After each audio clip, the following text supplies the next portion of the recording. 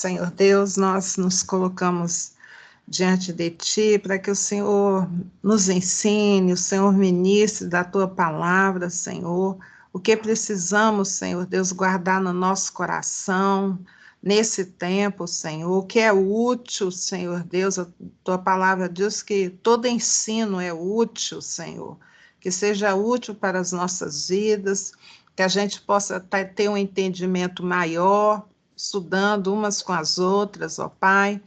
A nossa oração é que o Senhor fale conosco de uma maneira bem especial, de uma maneira bem particular, naquilo que a gente está passando, cada um tem uma coisa acontecendo na vida, que o Senhor contemple, Senhor Deus, o nosso coração, a nossa vida, que o Senhor veja se há em nós algum caminho mau e nos livra de tudo, Senhor, mas principalmente, Senhor Deus, que guardemos a Tua palavra em nosso coração para não pecar contra Ti. Essa é a nossa oração, Senhor, pedindo a bênção para as que já estão aqui, e as outras que vão chegar, e tem outras que vão ver só no vídeo, Senhor. Nós Te louvamos, Senhor Deus, em nome de Jesus. Amém. Glória a Deus. A semana retrasada, a gente ficou com... Fomos até o versículo 28 do estudo.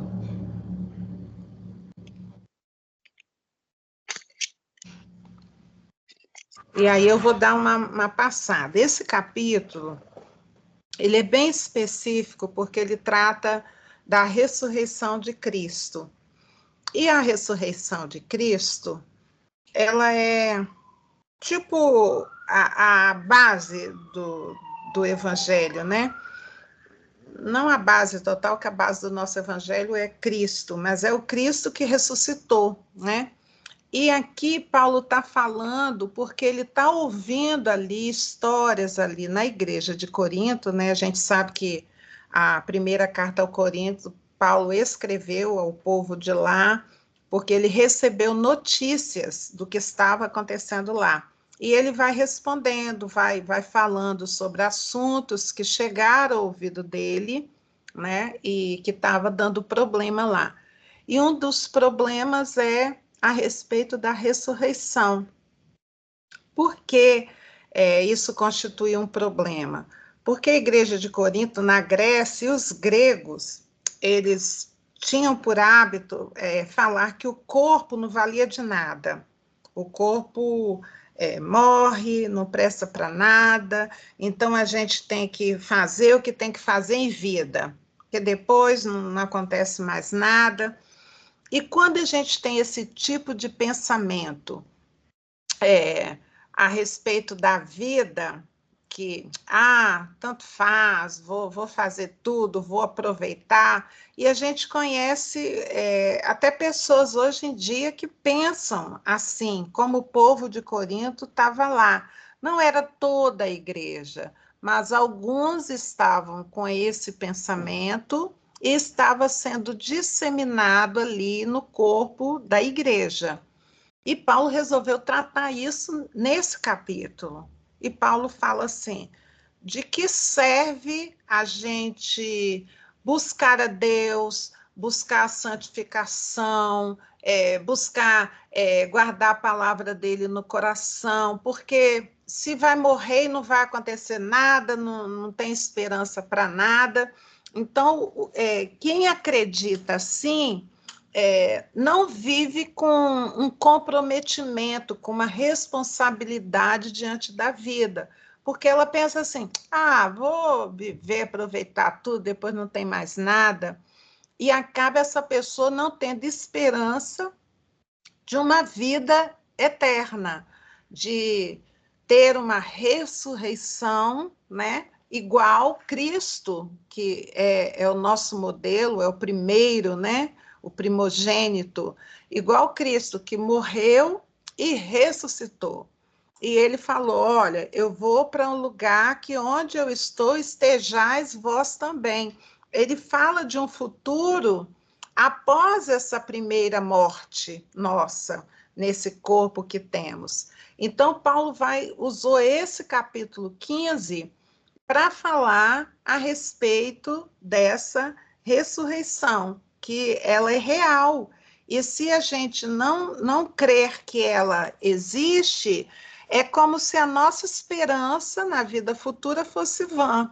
Então, ele começa a falar. Isso a gente viu um pouco a semana passada, até o versículo 28, que Paulo vai falando a respeito disso. E ele começa, ó, o evangelho, eu vou lembrar vocês o evangelho que eu anunciei, que eu preguei, né?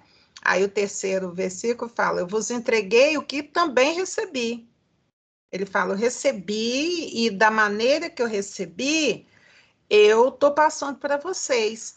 Muitos pensam que o apóstolo Paulo, logo depois que ele, no caminho de Damasco, que ele tem aquela visão, ele cai até do cavalo, né? E ele fica cego.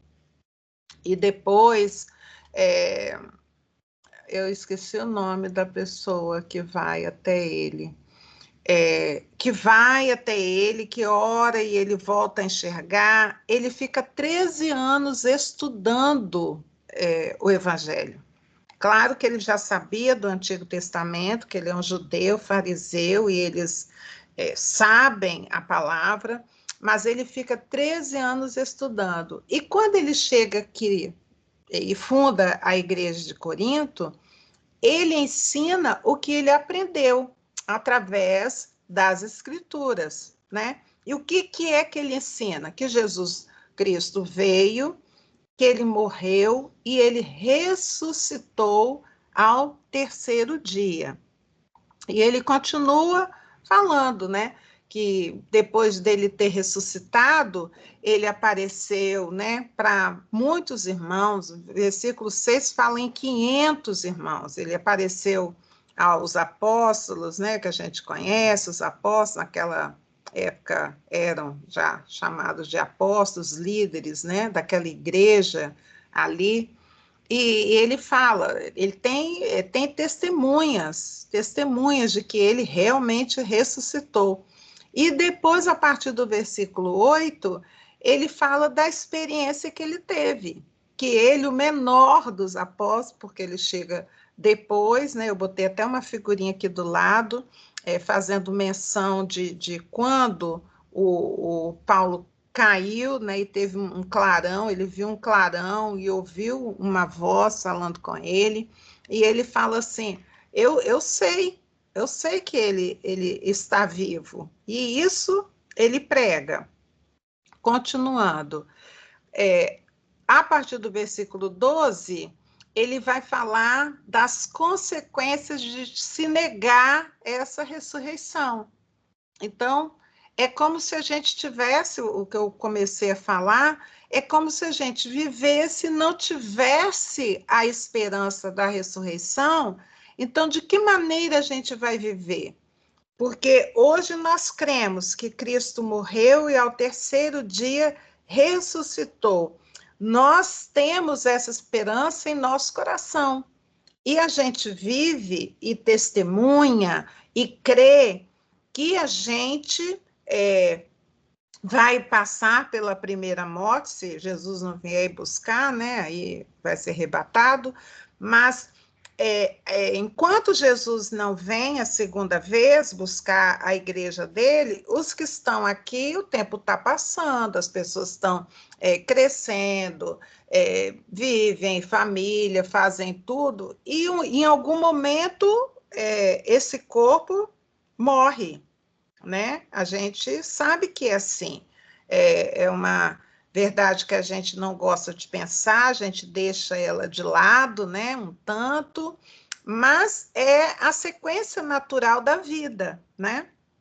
Esse corpo nosso, ele depois que o pecado entrou, ele não foi feito para durar a vida toda. Ele vai desfalecendo, ele vai perdendo vigor, né? E morre. E a esperança dos que morrem em Cristo é que, assim como Cristo ressuscitou, aquele que morre em Cristo, ele também vai ressuscitar. Essa é a esperança. A gente não vive assim, depois que morreu, acabou, pronto, não tem mais nada. Não, nós temos a esperança de que nós vamos ressuscitar assim como Cristo ressuscitou.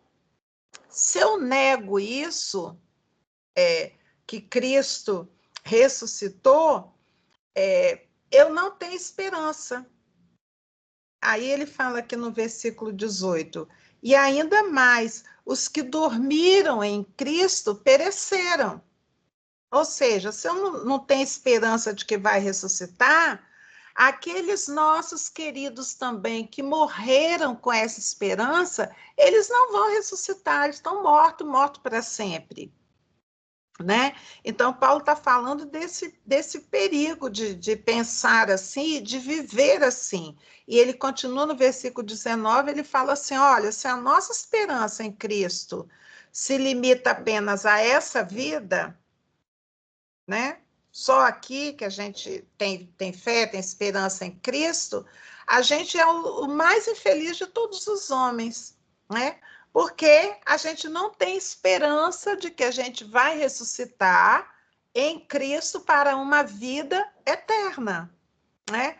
Então, a palavra de Deus que fala sobre vida eterna depois de ressuscitarmos, a palavra dá detalhes, que essa vida eterna a gente não vai ter mais dor, a gente não vai chorar mais, não vai ter mais luto, o corpo já vai ser um corpo vivificado, né? Não esse corpo agora que vai perecendo com o passar dos anos, vai enrugando, vai ficando doente, não. A promessa é que ressuscitarmos, a gente vai ter um novo corpo. Agora, como a gente vai se conhecer, e a palavra fala que nos reconheceremos, né? Eu não sei dizer, né? A Bíblia dá alguns detalhes apenas, mas ela fala que a gente vai ressuscitar. Então, se a gente vai ressuscitar, a nossa esperança nessa vida aqui, ela se renova dia a dia. É por isso que o apóstolo Paulo está frisando, olha, se você não tiver esperança de que há ressurreição, a sua vida é vã, sabe? É só para viver aqui e morrer e depois nada. E ele fala assim, a nossa pregação também é vã. No versículo 14 ele fala, se Cristo não ressuscitou, é vã a nossa pregação. É vã a fé também. Porque para que fé? Se a vida é só até aqui. Ele está chamando a atenção para quê? O pensamento que estava brotando ali dentro daquela igreja, alguns ali tinham essa ideia, que não, esse pensamento não tomasse conta de toda a igreja. Por isso que ele abre um espaço nessa primeira carta para lá, para falar exatamente isso. Olha, Cristo morreu e ressuscitou. E assim como ele morreu e ressuscitou para a vida eterna, e esse é um detalhe muito importante, né, para a vida eterna, nós também que morremos em Cristo, o que é quando a gente fala morrer em Cristo? O que significa? Aquele que morre em Cristo morre identificado com a obra de Cristo lá na cruz. O que Cristo fez na cruz? Ele padeceu sobre os nossos pecados. Ele morreu sobre os nossos pecados. E ele ressuscitou, e assim como ele ressuscitou, nós ressuscitaremos também juntamente com ele. Né? É diferente, e a gente até, você deve ter alguma história de que alguém ficou alguns momentos morto e depois recobrou a vida. Os médicos têm muito, a Alessandra conta muita história, Raquel, minhas amigas que são médicas, né, Vanusa, E às vezes acontece isso, a pessoa para, eles falam assim, deu uma parada, né? E eles estão, os médicos falam assim, parou, é o coração, né? Parou de bater. E às vezes daqui a pouco, quando já perderam a esperança, volta, né? Mas essa pessoa que voltou, ela depois vai morrer. Ela não vai ficar ressuscitado para sempre. Não é desse ressuscitar aí que estamos falando.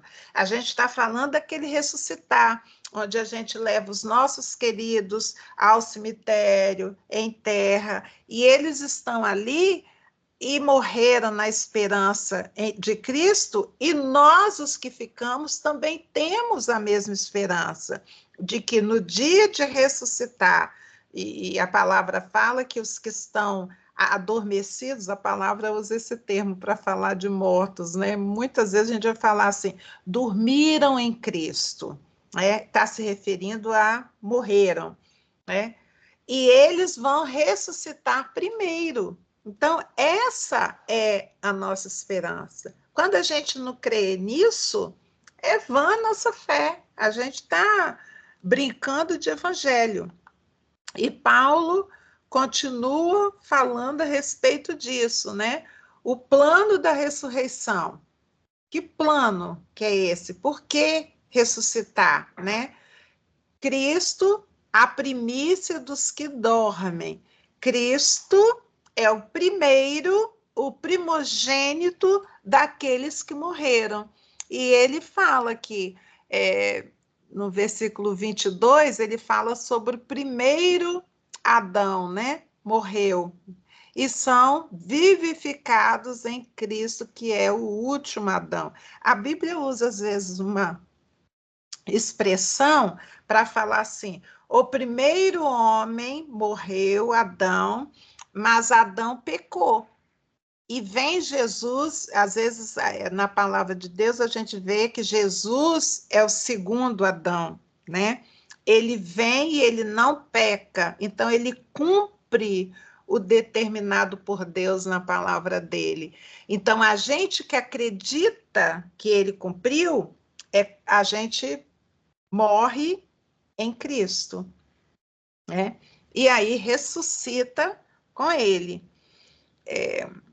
23 diz aqui: cada um, porém, por sua própria ordem. Cristo, as primícias, depois os que são de Cristo na sua vinda.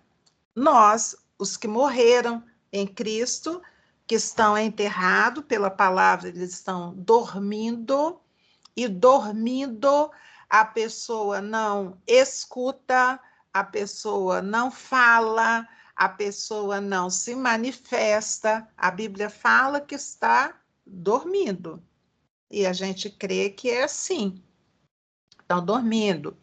Ah, Gil, você agora vai falar então que os que dormiram em Cristo, que morreram em Cristo, eles então não ouvem a nossa oração para eles não se comunicam conosco. Eu estou falando o que diz a palavra de Deus. A palavra de Deus fala que estão dormindo. O que temos que fazer a respeito da segunda, né, da ressurreição, a segunda vida, é agora em vida, quando nós temos todas as oportunidades, em algum momento a gente ouvir a palavra da pregação de Cristo e a gente fala assim: meu Deus, é verdade isso, ele morreu ali naquela cruz, ele estava pensando em mim, ele estava pensando em você. Então você coloca isso no seu coração, pronto. Você fez o que era necessário fazer para que você, uma vez dormindo, quando você acordar para a nova vida, já é a vida eterna e não vai passar pela segunda morte, né? Aí o 24 ele fala assim: e então virá o fim, quando ele entregar, aqui já está falando já o que tem no livro de Apocalipse, né? Ele entregar o reino ao Deus e Pai, né? Porque o que está falando aqui? que quando Jesus vem à Terra e nasce de uma virgem e vive aqui, a gente pensa que Jesus já nasceu assim, Jesus, né? Não, ele nasceu criança, ele fez cocô na fralda, a mãe limpou, lavou, aprendeu a andar, aprendeu a falar. Ele viveu como homem, não pecou, mas ele viveu, cresceu, aprendeu as coisas do pai, o trabalho do pai. Tá bom, Andresa, beijo, depois você pega. A Andresa está mandando recadinho aqui para mim, depois você pega na gravação. E aí, ele viveu, né? E quando ele estava aqui, Deus entregou o reino dele a Cristo. Cristo ficou como o cabeça desse reino. Deus que reinando foi Cristo. Mas aí, o apóstolo Paulo, assim, fala aqui nessa parte aqui da palavra, ele fala que Cristo pega esse reino, né, e destrói o principado, a toda a potestade, todo o poder. Aqui está falando de uma coisa que ainda vai acontecer, porque está escrito aqui, ó, e então virá o fim, 24. Quando ele entregar o reino ao Deus e Pai, quando houver destruído todo o principado, bem como toda a potestade e poder, porque convém que ele reine até que haja posto todos os inimigos debaixo dos pés. Aí a gente tem que fazer a pergunta aqui, isso já aconteceu? Jesus já está reinando e colocou todos os inimigos debaixo do pé dele? A gente vê assim que o inimigo de Jesus, todos estão debaixo do pé dele, está tudo certinho? Não, isso aqui ainda não aconteceu. Então, o apóstolo Paulo aqui está falando de algo que está por vir. Então, depois vai ter, isso aqui é no milênio, a gente sabe, quando estuda Apocalipse, a gente vê que esse pedacinho aqui se refere ao milênio. Jesus vai reinar, todo poderoso, toda carne, todo joelho se dobrará perante Jesus. É todo joelho. Todo mundo vai entender que ele é o rei. Isso ainda vai acontecer. Então, quando isso tudo tiver acontecido, o versículo 26 fala a última coisa. O último inimigo a ser destruído é a morte, porque todas as coisas sujeitou debaixo dos pés. E quando diz que todas as coisas lhe estão sujeitas, certamente exclui aquele que tudo lhe subordinou.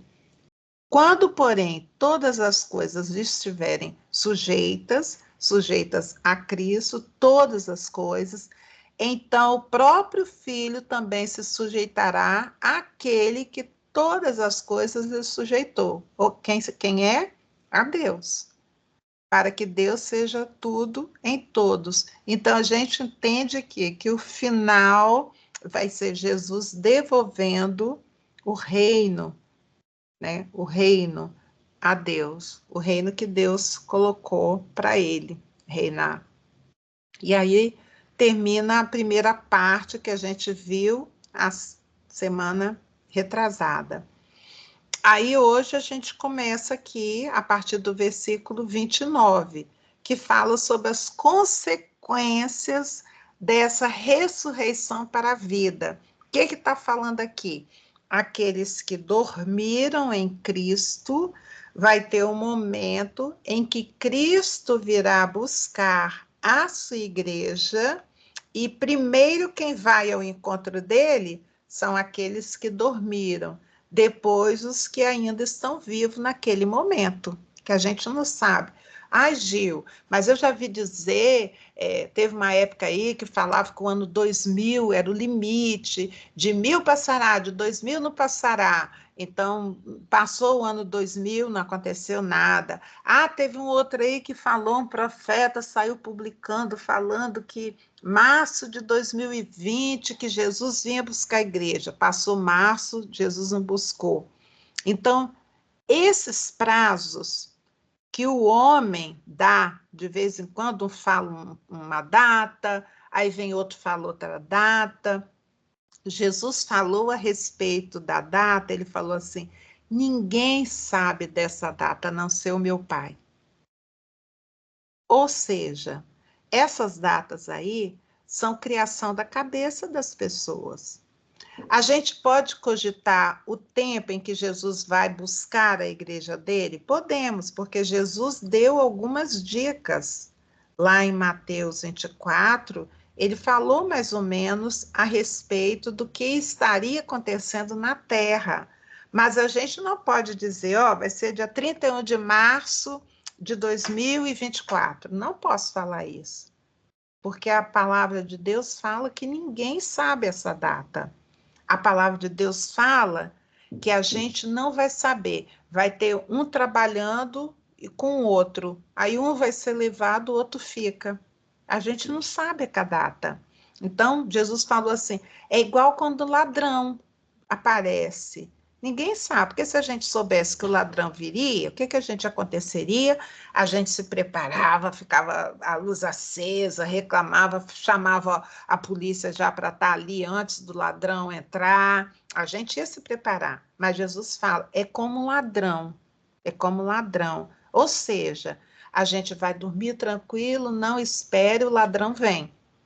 A vinda de Jesus para buscar a igreja vai ser assim, como um ladrão, a gente não espera. A gente vai estar casando, se dando em casamento, vivendo a nossa vida, indo para o supermercado, voltando, limpando a casa, tudo normal. E de repente vai acontecer. Quando? Jesus não deixou data.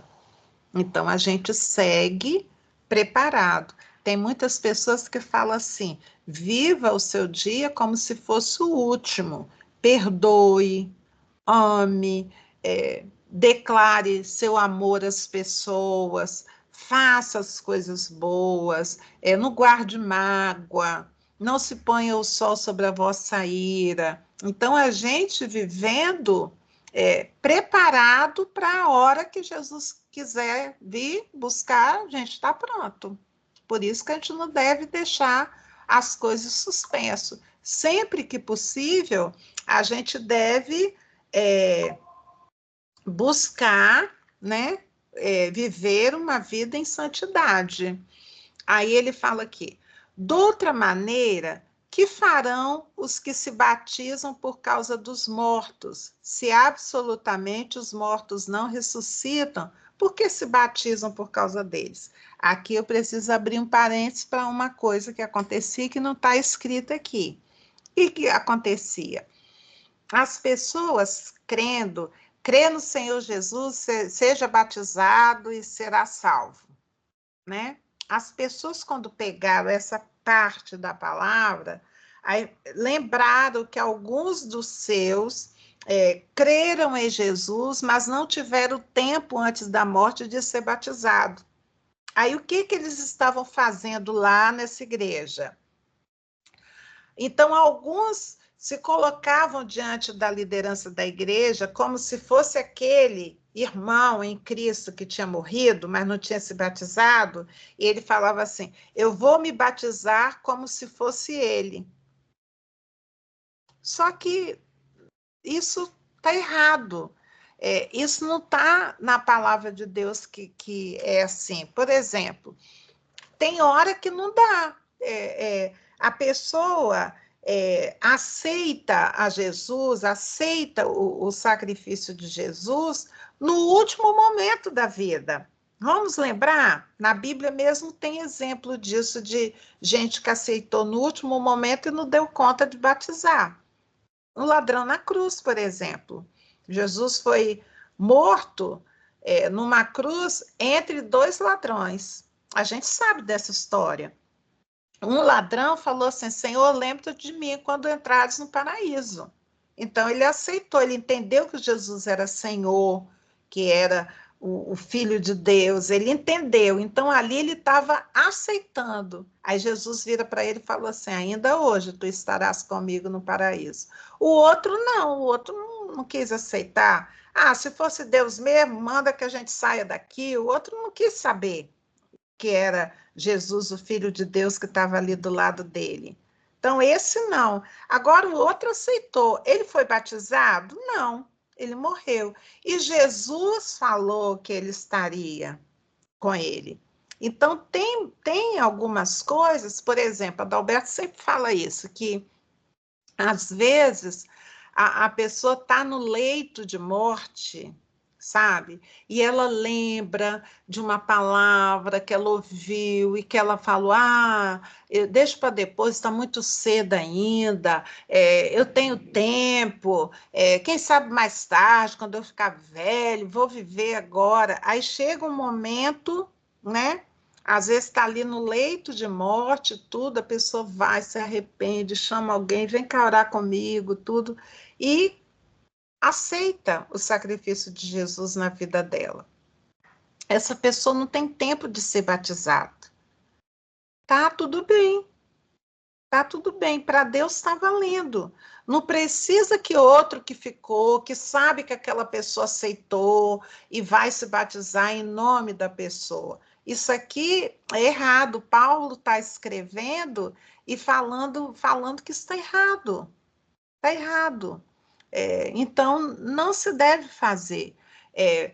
Tomar o lugar da outra pessoa. A pessoa é que tem que escolher.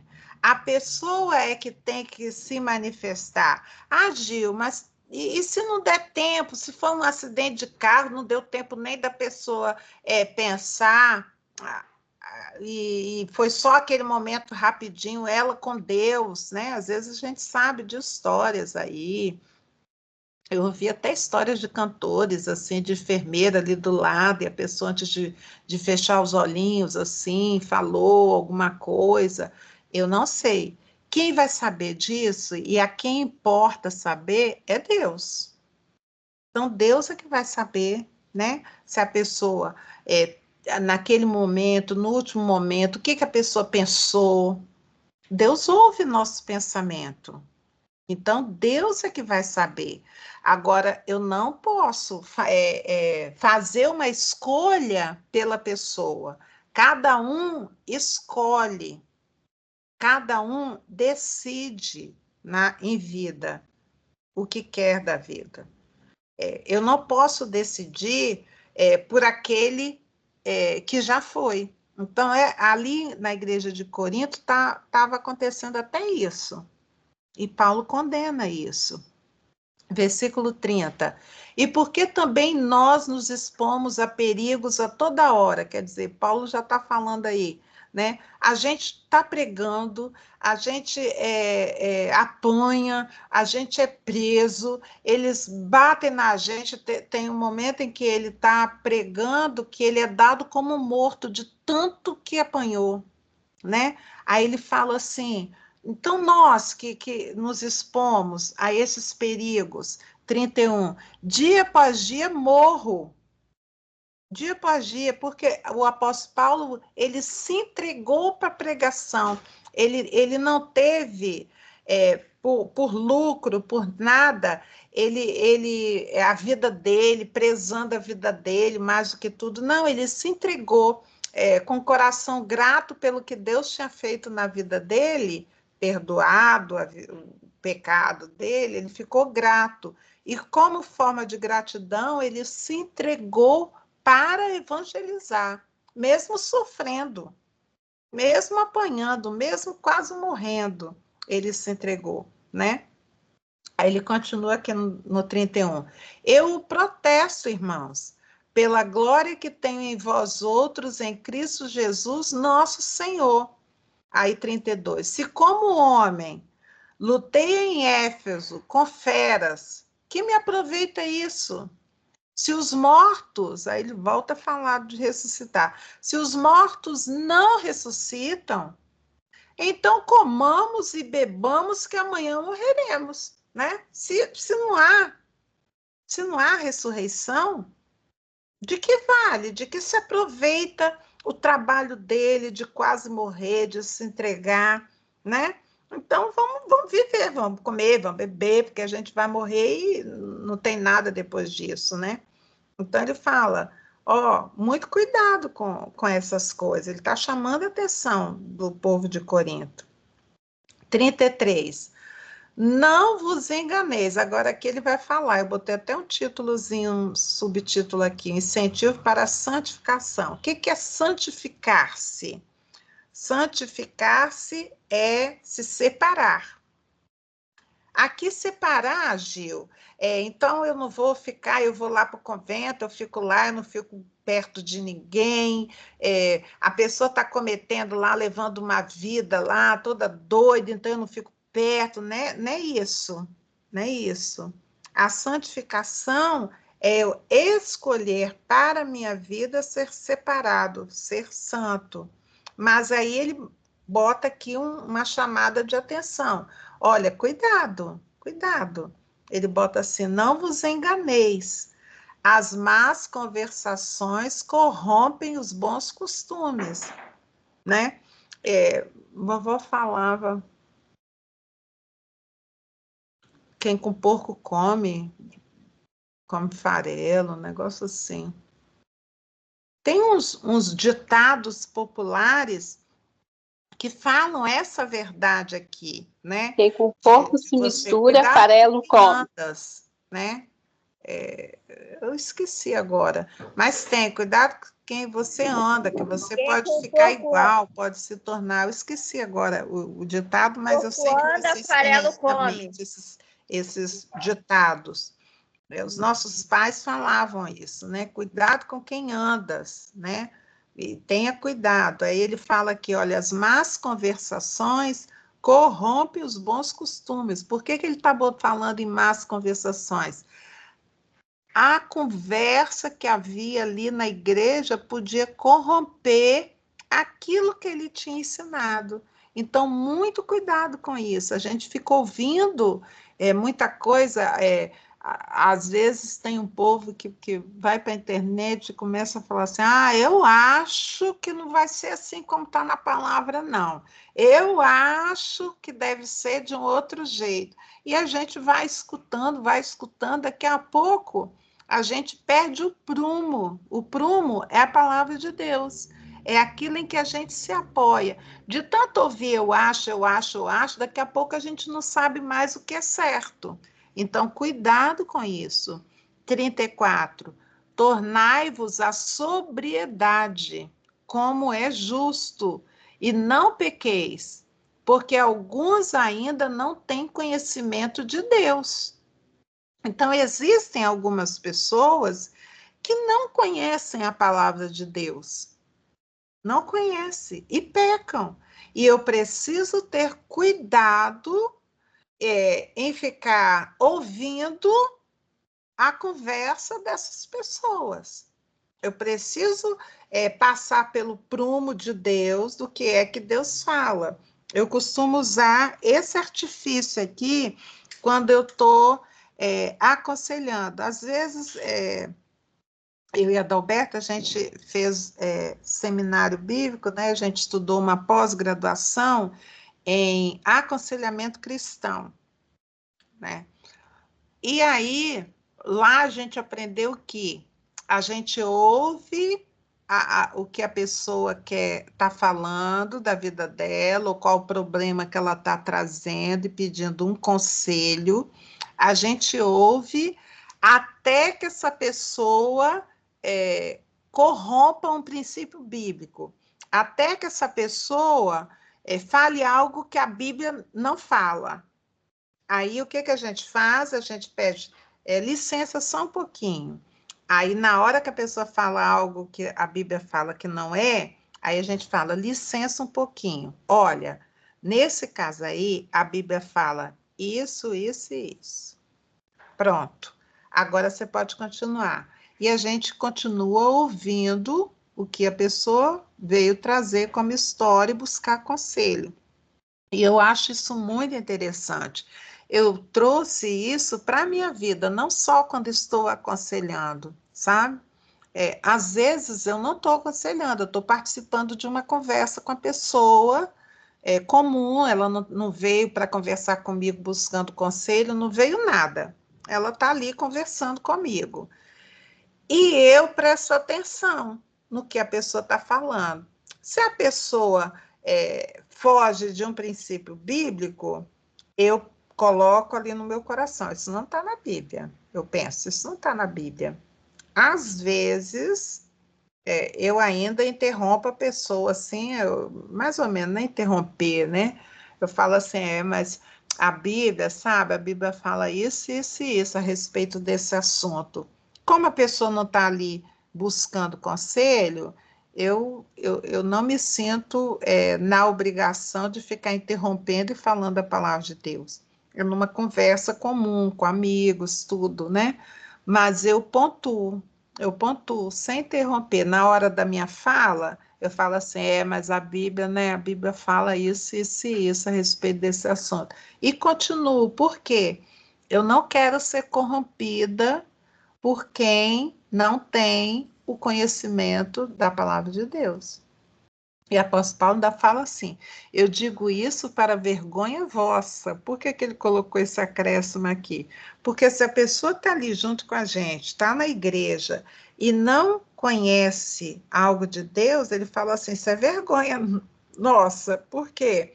A gente precisa falar das coisas de Deus para as pessoas, né? A gente não pode deixar passar, não ensinar quando é possível, ensinar, né? A gente precisa ter esse cuidado.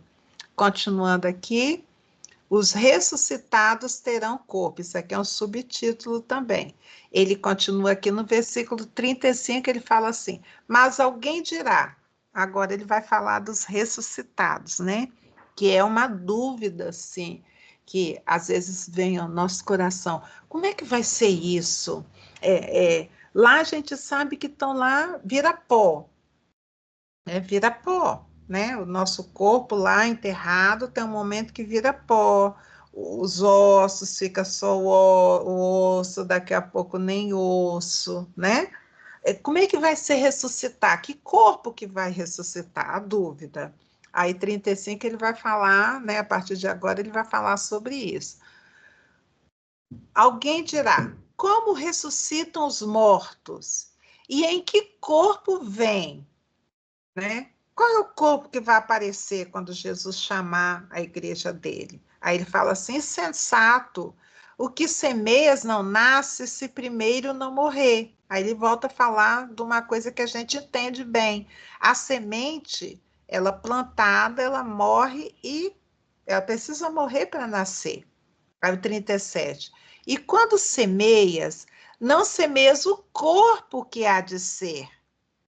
É verdade, a gente quando semeia, a gente semeia o grão, né? A gente vai plantar um pé de manga. O que que a gente faz? A gente bota o caroço.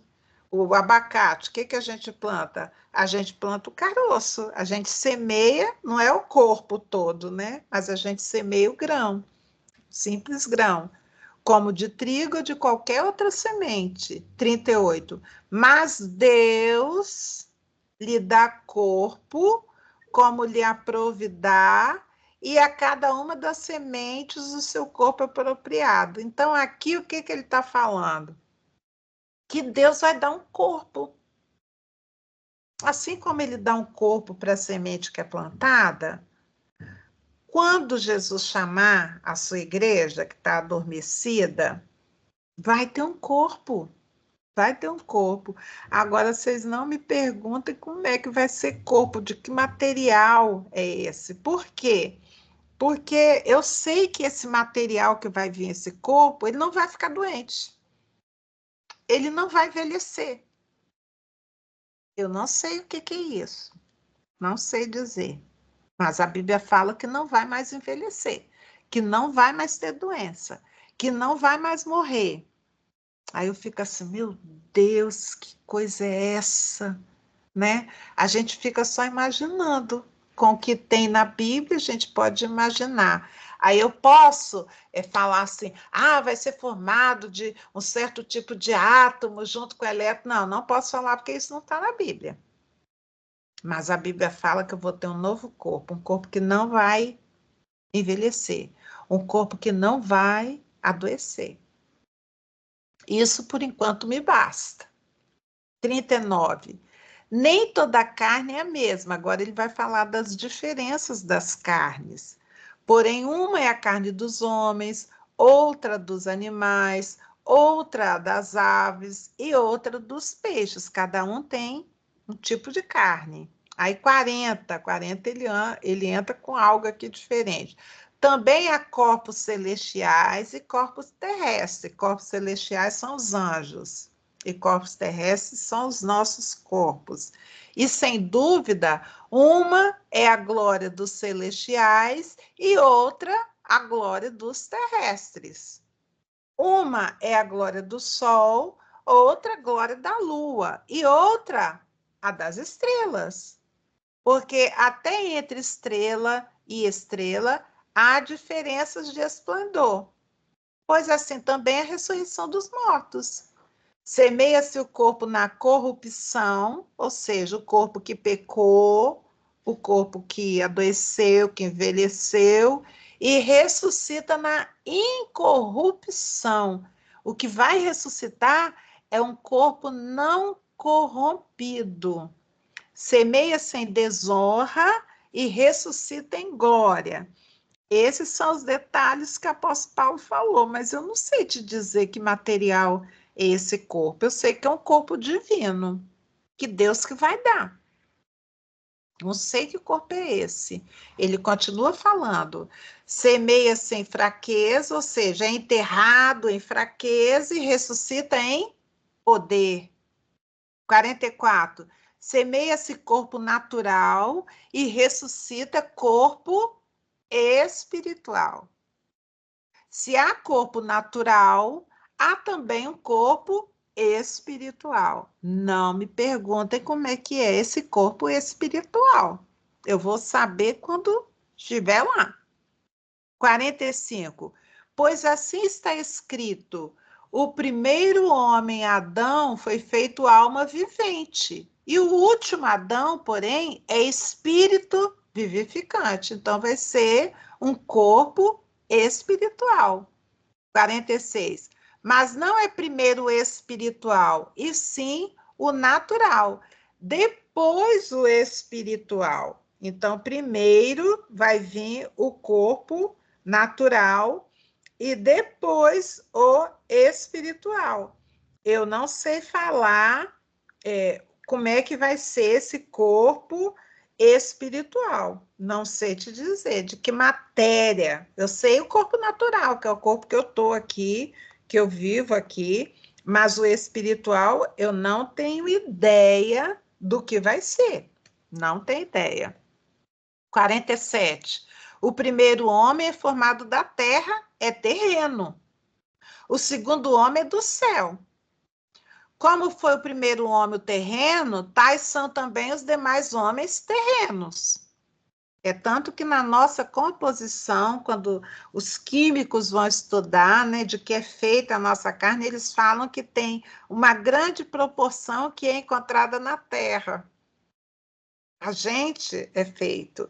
E quando morre, fica muito tempo lá enterrado, quando tira o corpo lá, é terra. Então, o homem terreno, ele tem a composição de terra. Agora, o homem celestial, esse que vai ressuscitar, ele vai ter uma composição celeste. 49. E assim como trouxemos a imagem do que é terreno, né? Eu e você, terrenos, devemos também trazer a imagem do celestial.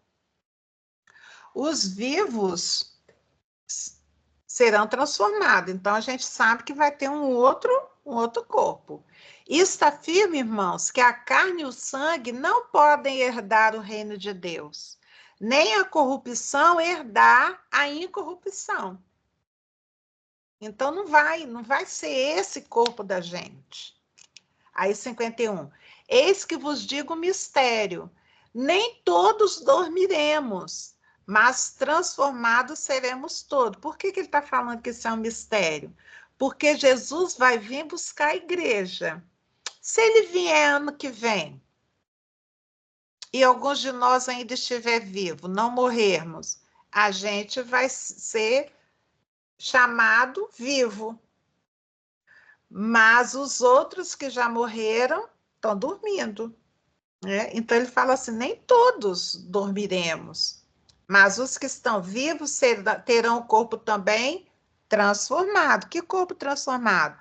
Vai ter um corpo celestial que vai chegar lá perto de Jesus. Mistério. No momento, 52, no abrir e fechar de olhos, vou ler rapidinho aqui para a gente terminar esse capítulo aqui. No abrir e fechar de olhos, ao ressoar da última trombeta, e ele está falando das trombetas lá de Apocalipse, a trombeta soará, os mortos ressuscitarão incorruptíveis, ou seja, com outro corpo, e não aquele corpo, esse corpo aqui, e nós seremos transformados, que estiverem vivos. Eu não sei se eu vou estar viva na hora que soar a última trombeta. Eu quero estar viva, porque eu quero subir assim. Eu tenho esse desejo no coração. Eu estou achando que Jesus vai voltar breve, sabe? Tanto de coisa que está acontecendo. Porque é necessário que esse corpo corruptível se revista da incorruptibilidade, ou seja, desse novo material aí, que Deus está preparando. E que o corpo mortal se revista da imortalidade. Por quê? Essa nova vida, há a promessa que vai ser eterna. Então, esse corpo meu que não foi preparado para a eternidade, ele precisa ser transformado num material eterno. Porque esse material que o meu corpo é formado, ele fica doente, ele envelhece, os órgãos vão definhando. Então, todos nós seremos transformados. 54. E quando esse corpo corruptível se revestir de incorruptibilidade, e o que é mortal se revestir de imortalidade, né? Transformados, então se cumprirá a palavra que está escrita. Tragada. Onde está, ó morte, a tua vitória? Onde está, ó morte, o teu aguilhão? O aguilhão da morte é o pecado. E a força do pecado é a lei. Então, esse corpo aqui, ele vai morrer. Ele vai, se não morrer, se Jesus voltar antes, ele vai passar por uma transformação. E muito interessante. Não sei dizer para vocês que transformação é essa. O que eu tenho é essa parte da palavra aqui que fala que esse corpo meu vai ser transformado. O corpo de quem já adormeceu, que está dormindo, vai, quando acordar, Jesus chamar a igreja dele, ele já vai acordar com outro corpo. Que corpo é esse, Gil? É um corpo que não adoece. É um corpo que não envelhece. É um corpo que não tem dor. E eu só fico pensando nisso, que eu já estou entrando na fase do ai que dor, ai que dor, ai que dor, né? Então eu fico assim, meu Deus, olha a esperança que a gente tem. Por isso que Paulo falou assim, tem que ter esperança. A gente vai ressuscitar. Imagina não ter esperança, muito ruim isso. A vida sem esperança. 57. Graças a Deus que nos dá a vitória por intermédio de nosso Senhor Jesus Cristo. Olha que lindo esse versículo. Graças a Deus que nos dá a vitória por intermédio de nosso Senhor Jesus Cristo. Que vitória é essa que ele está falando? A vitória da gente ressuscitar para a vida eterna. Essa é a vitória. Essa é a vitória que temos, a nossa esperança, que a gente não vai ficar morto lá debaixo da terra, que a palavra de Deus promete ressuscitarmos um novo corpo. Aí ele termina esse capítulo falando, portanto, meus amados irmãos, sede firmes, inabaláveis, quer dizer, não se abalem com o que você está vendo, com o que você está vivendo. A gente tem uma promessa, querido, a gente tem uma promessa de vida eterna em Jesus. Fique firme aí, seja inabalável e sempre abundantes na obra do Senhor. Sempre abundante, sempre trabalhando, sempre disponível para o trabalho do Senhor. Olha o final aqui. Sabendo que no Senhor, e aí é no Senhor, você vai trabalhar para o Senhor. Você não vai trabalhar para o homem, para que o homem veja, para que o homem te dê elogio, para que o homem ache você uma pessoa muito legal, e aí você vai trabalhar para ser visto, né? Não, nada disso. Aqui está falando de trabalho no Senhor, pois esse trabalho no Senhor, o vosso trabalho não é vão. Esse trabalho no Senhor, às vezes ninguém nem está vendo o que você está fazendo. Às vezes a igreja lá não está nem sabendo o que você está fazendo, mas você está fazendo para o Senhor. E aqui o apóstolo Paulo termina com essa palavra aqui, que eu acho assim, que é a palavra que tem que estar no nosso coração o tempo todo. Fala assim, ó, que no Senhor, sabe aquele trabalho que você tem, que você não recebeu elogio, que ninguém viu, mas você trabalhou para Deus? Ele termina o capítulo 15, ele fala assim, ó, o vosso trabalho não é vão no Senhor. Olha que bela maneira de se terminar um capítulo. O vosso trabalho não é vão. O Senhor está vendo, o Senhor está guardando, o Senhor tá anotando lá, fica guardado na memória dele, aquele trabalho que você faz, sem querer elogio, sem querer ser visto, nada. Esse trabalho ele está guardando, ele está sabendo que é para ele, no trabalho para ele não é vão. Glória a Deus por isso. Eu acho isso tremendo, gente. Esse final aí do capítulo 15, para mim, é uma esperança do meu futuro. O meu futuro não vai terminar na morte ali, enterrada. Ali não é o final. A promessa de Deus fala de que ele vai buscar, eu vou erguer, vai ter um momento, não antes. Antes fica dormindo, mas vai ter um momento do soar da última trombeta. Esses que morreram em Cristo vão ser ressuscitados. E que ressuscitar? Com um novo corpo, um corpo que não tem dor, um corpo que não tem doença, um corpo jovem. Dizem que a gente vai ter o corpo de 30 anos. Eu fico imaginando, né? Por que eu falo 30 anos? Que é a estatura do varão perfeito. E a idade do varão perfeito foi de Jesus, né? Jesus morreu com 33 anos. Imagina a gente com 33 anos, no auge do nosso vigor, sem doença, sem tristeza, sem choro, sem luta, o corpo bom, suprido. Gente, é difícil até imaginar, mas eu dou glória a Deus de ter essa esperança em meu coração. Eu tenho essa esperança e eu falo para você ter essa esperança também. Se morrer, a vida não acabou na morte. Há esperança para os que morrem em Cristo. A gente vai se encontrar lá. Eu não sei qual material do corpo que Deus vai dar um material aí que é muito bom, que para durar a vida eterna, muito bom. Mas eu sei que a gente vai se conhecer, a gente vai olhar e vai se reconhecer um no outro, assim, vai lembrar, né? A gente não vai ter tristeza. A gente não vai ficar lá nesse momento lembrando de quem não está lá, mas a gente vai ficar muito feliz que a gente vai encontrar pessoas, a gente vai viver em união. Gente, coisa linda isso. Eu fico imaginando, quer dizer, não dá. A minha imaginação, ela é pequena, né? Ela é feita para esse tempo aqui. Mas eu fico um pouquinho assim, que eu começo a imaginar, eu falo, Senhor, que coisa que o Senhor tem preparado. E Jesus falou assim, eu vou preparar um lugar para vocês. Quer dizer, tem casa lá preparada por Jesus. A palavra de Deus fala que as ruas são de pedras preciosas.